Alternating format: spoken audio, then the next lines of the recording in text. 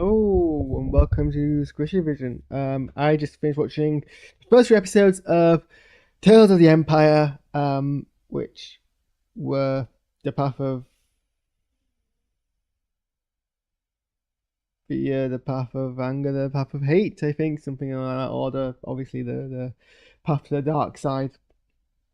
And this is essentially Morgan Elsbeth's backstory before we see her in Ahsoka. Um, so go through each episode in one, and then I kind of get my thoughts on the whole thing. Um, so the first one was basically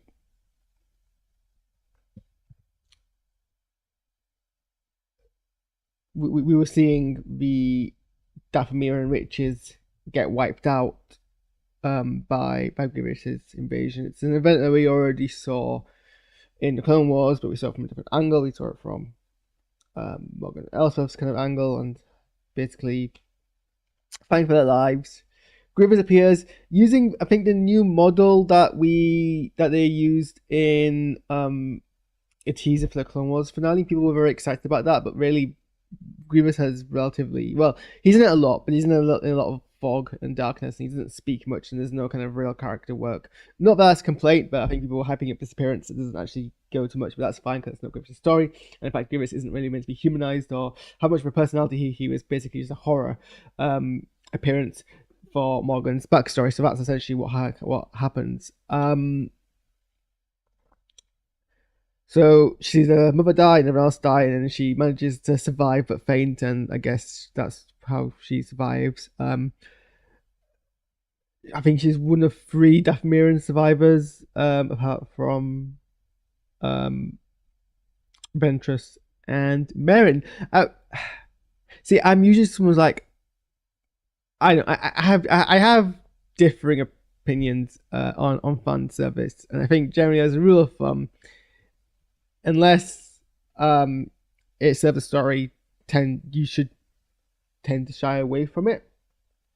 But it would have been nice to get one of the Dathomirians in the background be an animated appearance of Merrin, just to like see Merrin in a narrative that's not obviously the games or this book. Um, But alas, no. But because we know Merrin was around then, we don't really ever see how she survives. But maybe that's a story for another time. Or I mean, I don't know. Maybe this book here will actually explain how it happens. It does.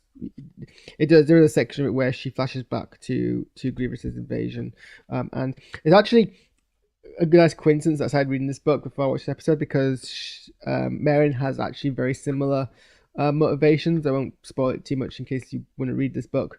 It's Star Wars Jedi Battle Scars by Sam Maggs. When was this released? This was written in 20. So this was released last year.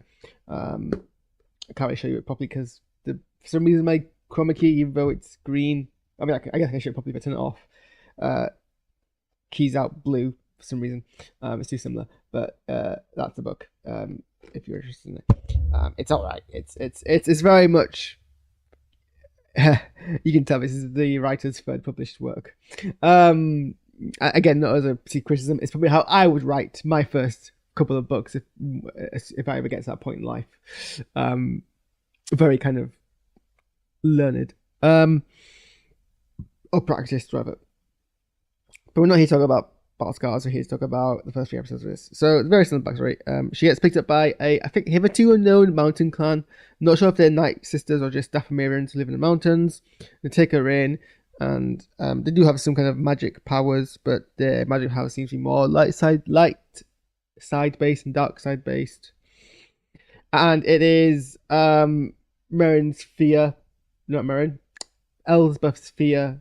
It's also weird, like you've got these like normal names like Morgan Elsbeth, and then you've got like these less normal names but not odd like Merrin, and then you've got Asajj Ventress. There's no consistency with naming in Star Wars. People have like either the most bizarre names or the most normal sounding names. So yeah, her fear basically leads her to take a bunch of the mountain clan and to go fight some of the droids and gets a few of them killed. But but obviously she doesn't learn anything from there. She goes and lets the fear kind of push her to the next stage, and that's the next episode, which is anger, and she's trying to align with the Empire so she can get revenge, which is another difference actually to what Merrin's motivations are, because Merrin in this book talks about how she is fighting the Empire even though she knows that the Empire isn't exactly the droids that killed her people, but also kind of are. And so she directs, and it's commented on by both herself and Cal, that she is directing her anger against the separatists who killed her people towards the Empire, and it's actually quite dark. I'm only in like the first 2-3 chapters, 2 chapters of this book, but you go into her mindset, and she talks about how she gets a kind of a sense of satisfaction, enjoyment, and fun out of killing the stormtroopers, because it kind of makes her feel like she's sparking a fire that keeps the people alive. To be fair, Cal also talks about how much he likes killing stormtroopers, and if you play the game, that's not entirely surprising because Cal is psychopathic, to be frank. So but it's interesting that that's what Merrin does, whereas Morgan Elsbeth decides instead that she's going to align with the Empire to empower herself to get power and then get revenge against the people who destroy their people. I'm not entirely sure who that is at this point, because obviously separatists are not a thing anymore, and the Empire is basically the successor to that.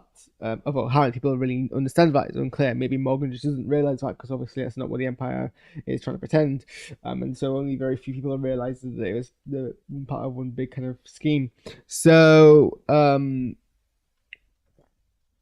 essentially she goes, I think she's designing a type of TIE fighter, a tri-wing fighter, trio wing fighter, but no one's really impressed by her designs because they're not cost effective, and they'd rather steal the resources of the planet she's occupied, that she's become magistrate of. However, Pilot, what's his name? Thrawn's like aide recognizes that there's obviously potential here that would satisfy Thrawn, and Thrawn basically takes her under protection, staves off the elements of the Empire, and gives her that kind of foothold to start her industry, which kind of leads her to where we see her next. And it's also established that she's very willing. She doesn't feel a connection to the people that she's managed to manipulate into giving her power, which is very kind of fascist alluding. Like, the whole idea that fascists don't get into power by like violence or occupation, or they do when they free Palestine, but often they will also get into power by tricking you into thinking, and interest, they get into power in their own countries by tricking you into thinking that, because obviously Israel is hurting Israelis as well by perpetuating the conflict. So they get into power by tricking you into thinking that they're the good guys, and that's what Morgan kind of does here. But then she kind of drops the veil. She does something about how they're ungrateful because they don't appreciate the work that she's putting them through to help their community, and then essentially with Imperial backing, she essentially just occupies the place. And then we jump forward until after the end of the rebellion to the New Republic era, and probably immediately before Ahsoka is set, where a delegate from the New Republic comes and tries to arrest her. It's a very foolhardy plan. I don't know if it's hubris. It's basically an ambassador and 6 guards, and they all get killed. Very kind of, with minimal casualties to Morgan's forces. And at this point, Morgan has kind of fully embraced the hate aspect, and she is consumed by it. And she's like, well, all my life, the worlds that I've been in have all been consumed and destroyed. So why should I spare any other place the same fate? And kind of true to her word there, she starts burning down the place, and we're very much setting up Ahsoka. We hear Kryze's voice in a distress beacon to summon her. So yeah, it always consistent with the character. It explains how she gets places, not hugely why, as in like there isn't really a character development here. There's not like a progression, or well, there is, but it's not. It's very minimal, and I think part of it is like, well, we never really needed to know why Morgan was doing what she was doing. I don't think, or rather, if there ever was a question of why is Morgan doing what she's doing, the answer is exactly what nothing hugely, massively kind of out there. Her planet got destroyed, and she wants power in revenge. It's. I mean, to be fair, these are very short pieces of animation. They're 15 minutes each. The first 3 episodes, so it's 4 or 5 minutes. It's more compelling than anything the Bad Batch did for most of its runtime. To be fair, even if it is a tiny bit stretched out. I mean, I think maybe instead of it being 4 or 5 minutes combined, it could have been like about half an hour. You could have done it in 10-minute sections, 10-minute acts, rather than 15-minute acts. But other than that, I mean, I'm not hugely complaining. I think it's very casual, easy Star Wars viewing. As you expect from an anthology series, there's nothing we're expecting high art here. Although I expect, fair, you can do high art with just a little, so maybe they could have done that. So it's not hugely interesting, kind of what happens to a character. I'm not blowing up compelled, but I think it is, someone's basically the approach here is let's depict the 3 stages of going to the dark side. From someone we already know. Here's Morgan Elsbeth, let's just use her. And it was nice to see kind of some of the sets and animation. There are some shots which are replicated. The shot that opens up episode 2 above Coruscant, I think, is meant to be a direct homage to what opens up episode 3, Star Wars episode 3, Revenge of the Sith. There's a shot where the New Republic ambassador is facing against Morgan Elsbeth in her palace, and it's a shot-for-shot remake of the area that Ahsoka meets Morgan in Ahsoka. In The Mandalorian. The part of her and Thrawn, most I think due to Lars Mikkelson's kind of delivery, but it was nice to see kind of Thrawn animation again and kind of have that compelling voice. And this is the earliest we've seen Thrawn in new canon, so that was lovely. So those are my thoughts on this episode. It is free. I'm now gonna go and do some flight sim. I think I need to work out what times I have to. It's be gone by. Gives me 2.5 hours. I could do it. 3 hours even? Okay, well, I'm going to quickly go do washing up and get ready to flight simming. So I'll see you all soon. Thanks for tuning in.